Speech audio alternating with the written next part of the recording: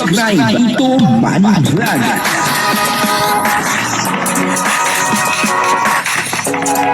Payagan po si Tito Manny Vlog na mag-reactor para pambiling gamot sa kanya pong karamdaman. Tatay Junel, may sinabi dito kay Kalingap Mikoy, at medyo nakakagulat. Etong sinabi ni Tatay Junel, tungkol po kay Kalingap Mikoy. At dito rin ay sinabi niya, kung sino ang gusto niyang maging kapartner ni Krista pagdating po ng panahon.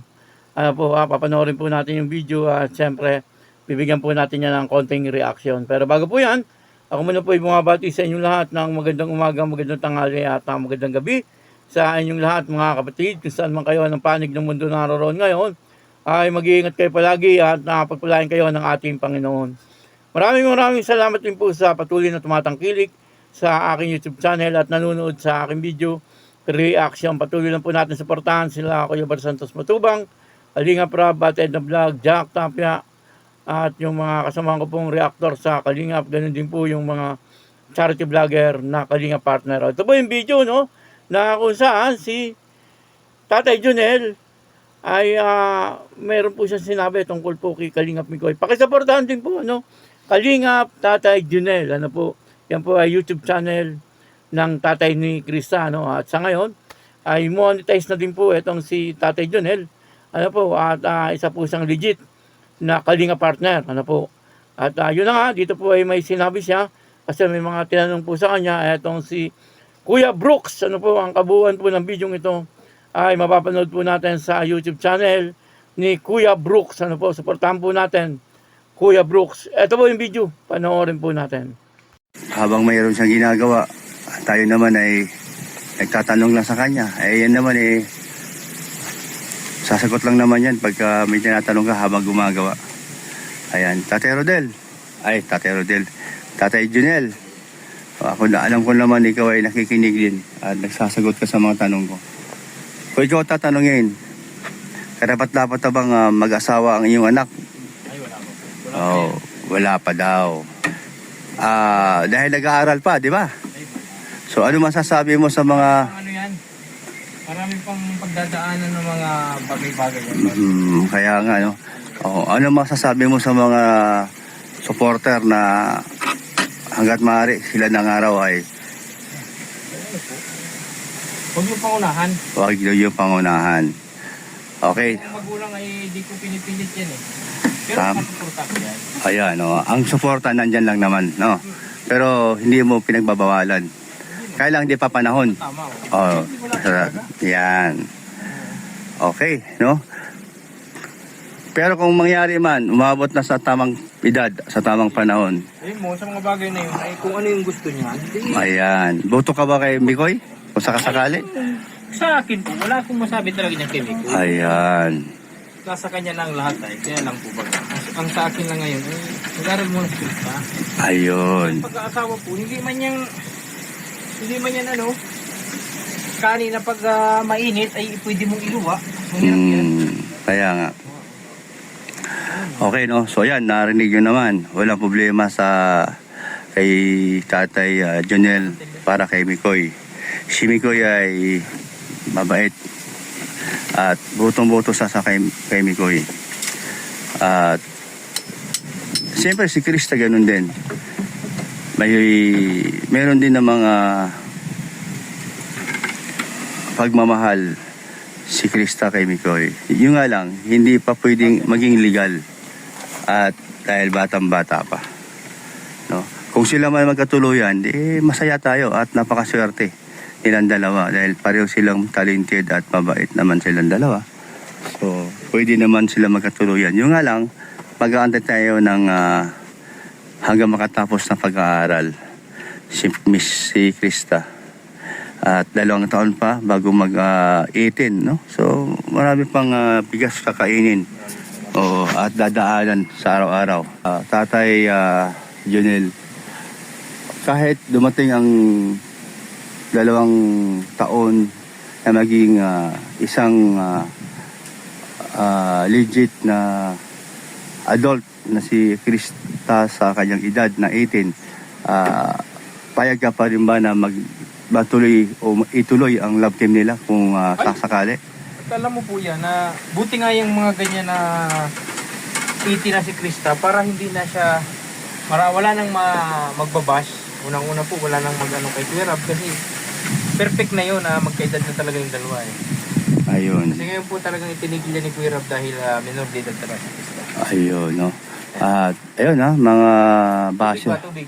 Mga basher dyan. O yan, narinig nyo naman ang sagot ni Kalingap Tatay Jonel. Ano?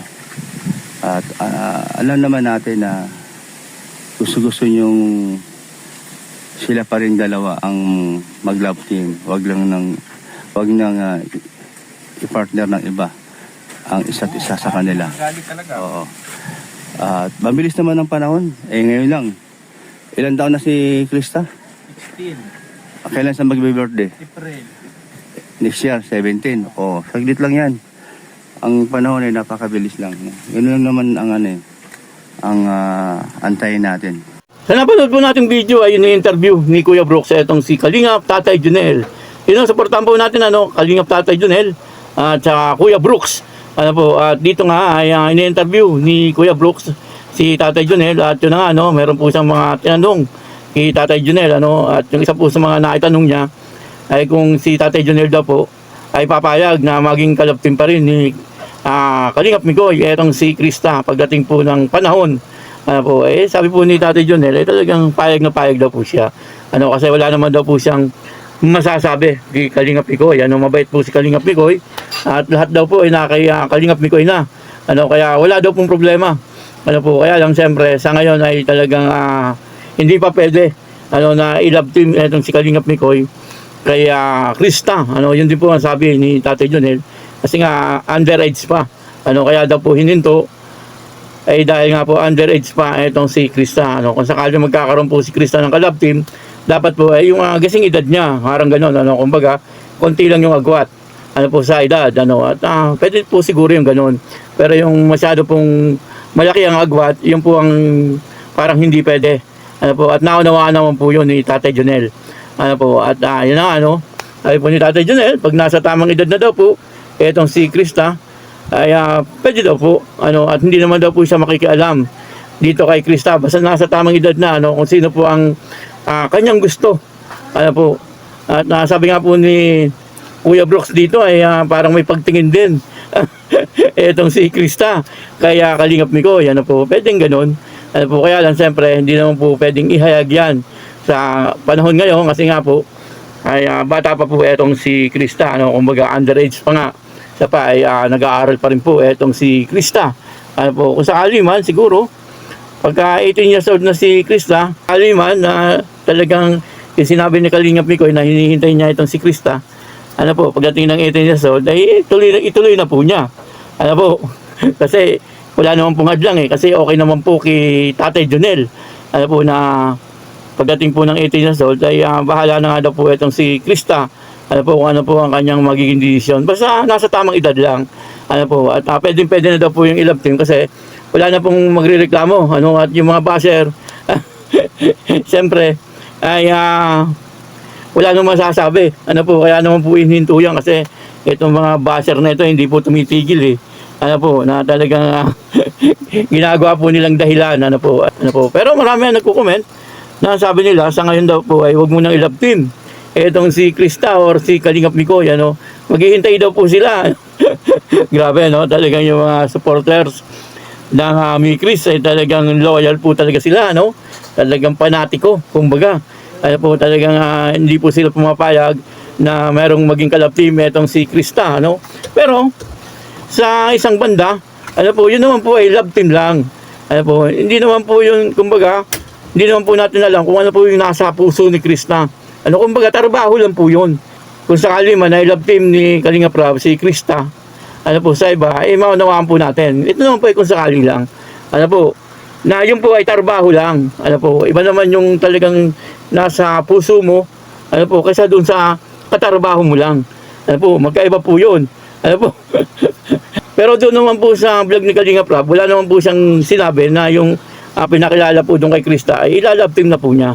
Wala naman pong sinabing ganun. Kaya huwag mo natin ibas si Kalingap Rab. Kung ano po ang mangyari, ay suportahan na lang po natin itong si Krista, ano. At yun po ay trabaho lang talaga.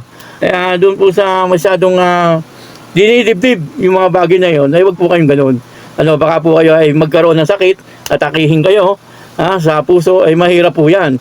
Ano po, kasi siyempre ay ang health nyo ay intindihin nyo rin. Ano po, wag po kayong padadala sa inyong mga galit. Ano po, nagsabi naman po etong si Tatay Jonel na pagdating po ng panahon, kung sila po talagang dalawa, ay wala naman daw pong problema.